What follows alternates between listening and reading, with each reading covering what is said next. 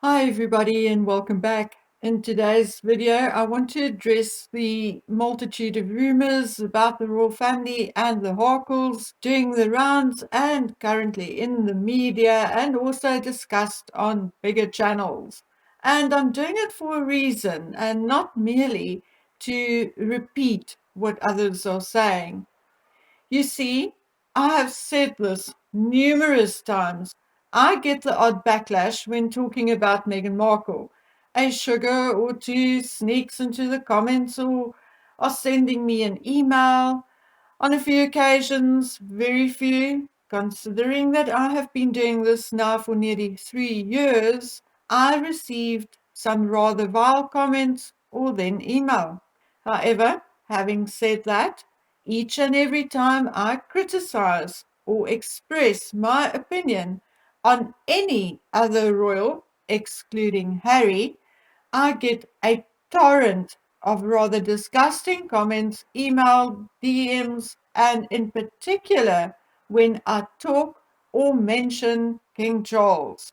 Except for one death threat I received due to my commentary on Meghan, the rest were just dirty or making assumptions about my character, and ultimately, after the initial anger or irritation, it is basically laughable.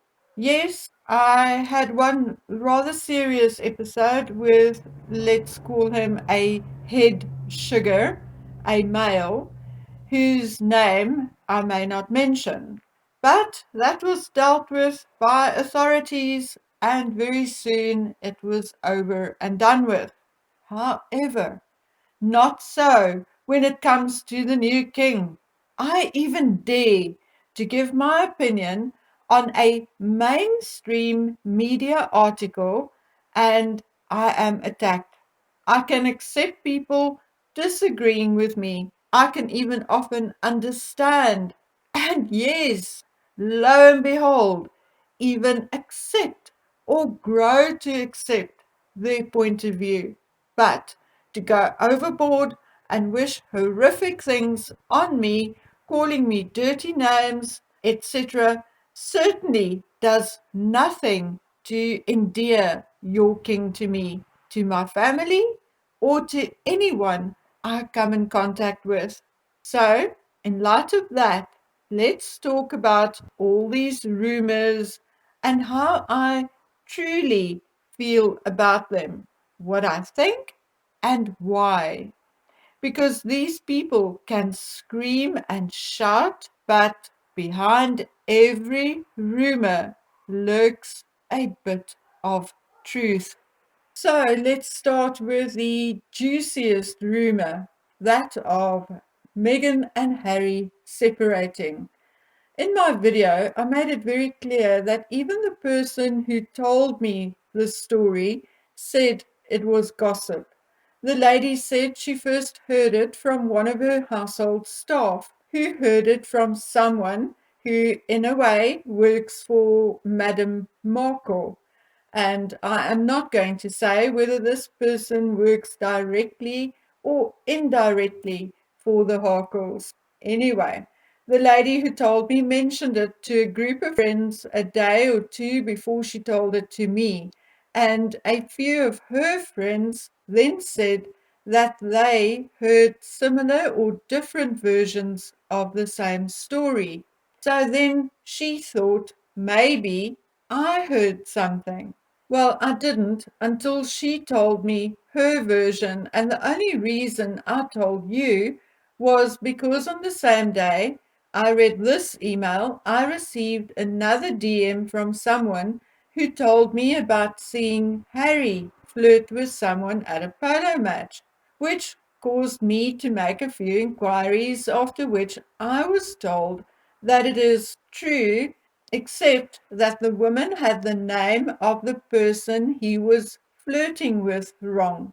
Another email from a third person told me about remarks Harry made when socializing with people after that Better Up event in San Francisco. Remarks in which he referred jokingly to his wife's spending, etc. Now, after all this, Lady C came out and said that there may be a legal separation in the works. None of my sources, however, mentioned anything legal. My first source even said she'll keep an eye and ear out, and if something more serious or of a legal nature crops up, she will let me know. Again, having said all of this, let's look at what a legal separation means in California and why a couple may seek a legal separation. A legal separation in California, in simple terms, means that if you can't or don't want to divorce but want to legally separate your property and finances, you can get a legal separation.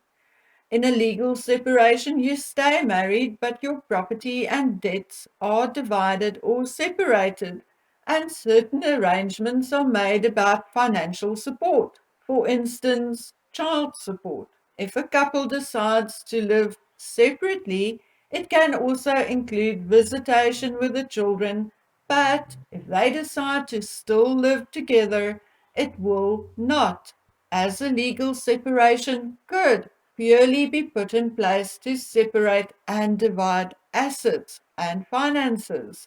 The reasons why a couple may choose a legal separation instead of a divorce may vary. Some don't want to divorce for religious reasons, personal beliefs, or financial reasons, or they do not yet qualify for a divorce. One of the reasons a couple may not yet qualify for a divorce in California is because one of them does not meet the residency requirements. In a case of a divorce, one of the spouses must have lived in California permanently for the past 6 months, or at least the last 6 months in the county they are filing in. However, this does not apply to a legal separation, where there is no time requirement. There is also no waiting period. In California, the earliest a couple can divorce is 6 months from the day the other spouse is served papers. Again, in a legal separation, there is no waiting period. A legal separation can, however, be changed into a divorce, and the legal separation agreement will then be used, particularly when it comes to the dividing of assets.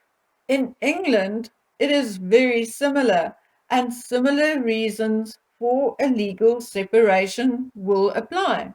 The most common form of a legal separation is a joint application, where both parties agree to a legal separation, where there is no risk of domestic abuse, and if both parties agree on childcare arrangements, child maintenance, and the division of assets and money, there will also be no need for either to attend any court hearing.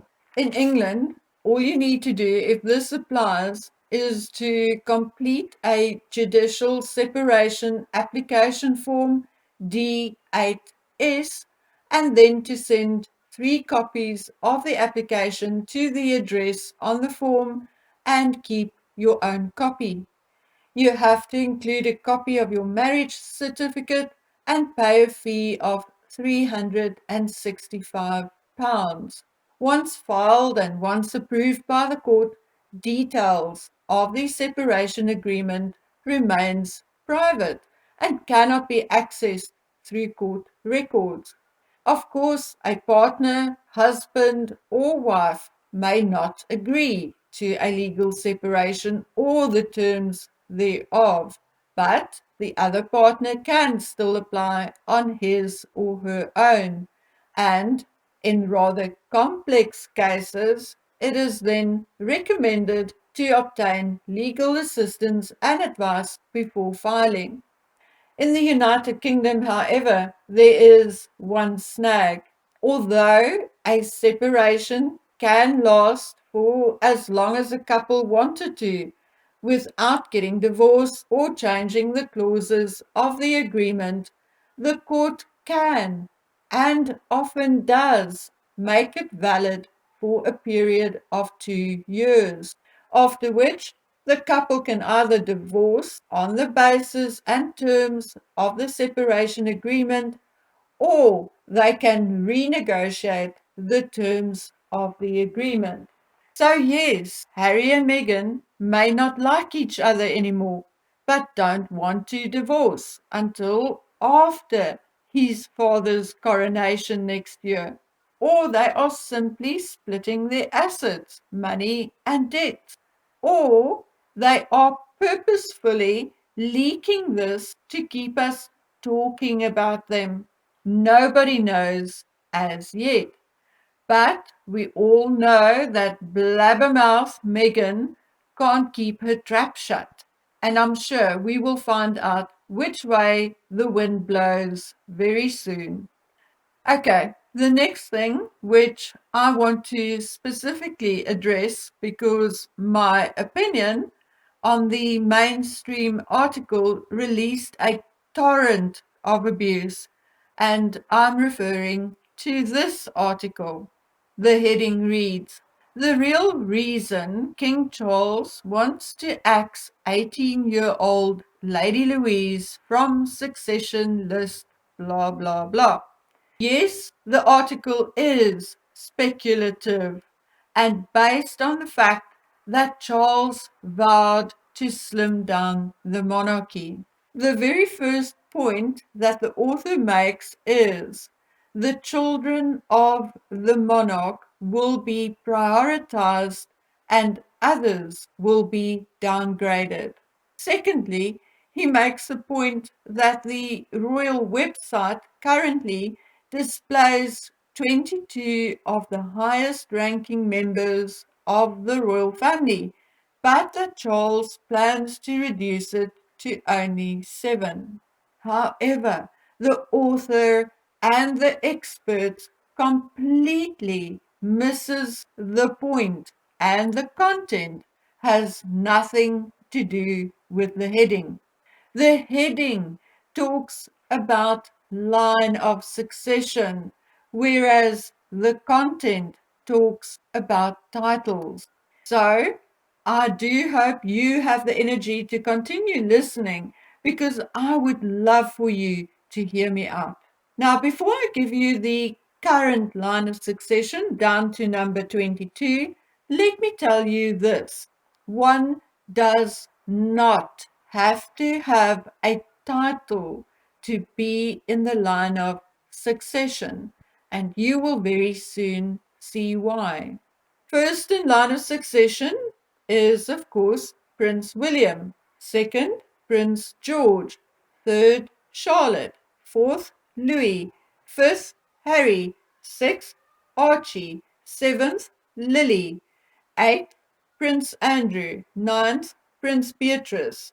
10th, Sienna Mapelli Mozzi. 11th, Princess Beatrice. 12th, August Brooksbank. 13th, Prince Edward. 14th, James Viscount Severin.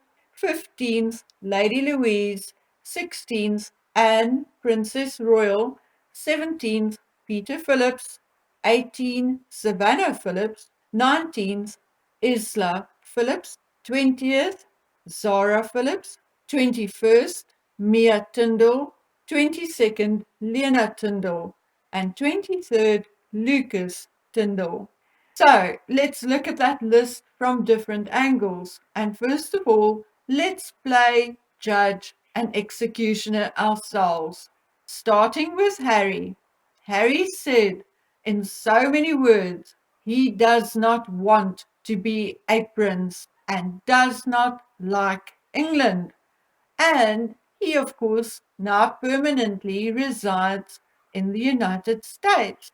So let's strike him from the line of succession.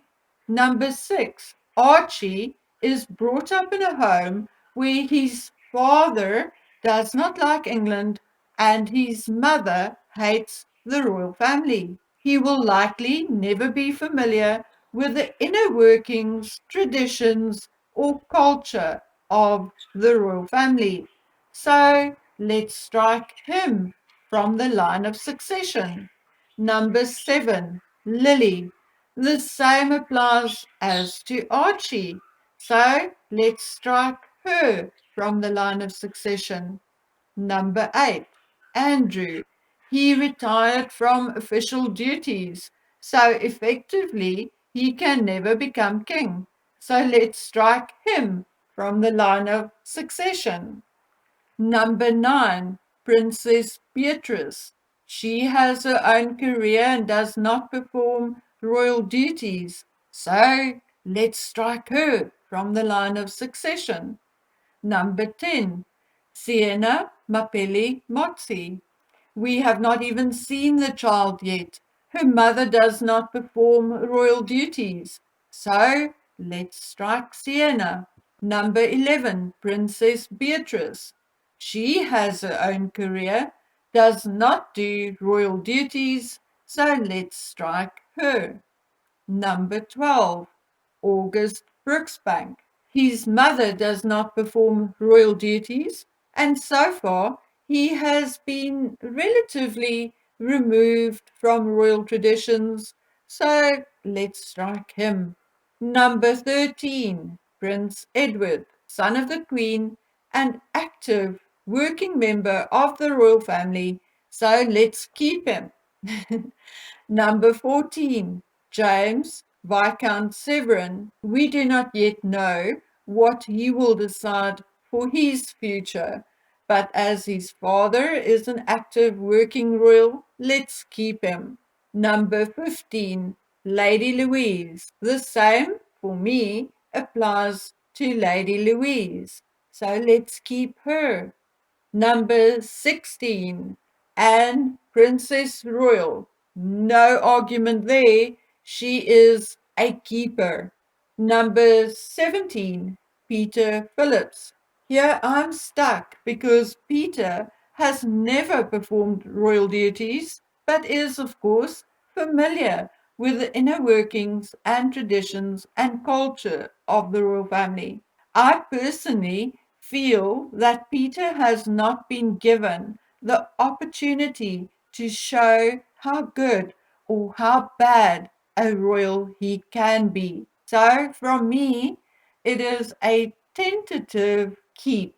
Number 18 and 19, Peter's daughters, for me, is a whole other matter. I can see that Peter is trying to expose his daughters to as much of the royal traditions and life as possible. But the fact remains that their mother is now distanced from it all. So likely those girls will never fit into the rigorousness of royal life, and hence I shall strike them. Number 20, Zara Tyndall. I would apply the same to her as to Peter. However, when it comes to her children, I feel differently due to their father's love and loyalty to the royal family. So I personally cannot decide on them, but let's look at what we have left after I and then some of you whom I've been talking to made our strikes. Okay, so what do we have left? First, William. Second, George. Third, Charlotte. Fourth, Louis. Fifth, Prince Edward. Sixth, James, Viscount Severin. Seventh, Lady Louise. Eight, Princess Anne. Number 9, Peter Phillips. And number 10, Zara Tyndall. And then, my friends, if we decide to strike Zara's children, we will have to move on to the children of Princess Margaret. And you can imagine that King Charles would not like that at all. There is another issue with my model, or then what I've discussed with my friends. George is 9, Charlotte is 7, Louis is 4, James 15, Lady Louise 18. 5 out of the 10 are under 21. So imagine something is to happen to the king tomorrow. William will be in a position where only 4 of those 10 will be of legal age to follow him as king, and 1 of the 4 is already over 70, and 2, although familiar with royal traditions, have never performed royal duties. Under my model, should something happen to William, there will be only 2 options, and those are to appoint George's mother, Catherine, as his regent, or to appoint Prince Edward as his regent, because under my model, they are the only 2 who are most likely to survive until George turns 18 and who are familiar with royal traditions and duties. However, guys, if you think that is a sorry state of affairs, what if King Charles does what everyone is speculating he will do or he wants to do, and that is to strike Andrew and his daughters and their children and Lady Louise and Viscount Severin from the line of succession? How will things look then? Let me tell you. First William, second George, third Charlotte, 4 Louis, 5 Harry, 6 Archie, 7 Lily, 8 Prince Edward, 9 Princess Anne, and 10 Peter Phillips. Oh my gosh, that will be much, much worse.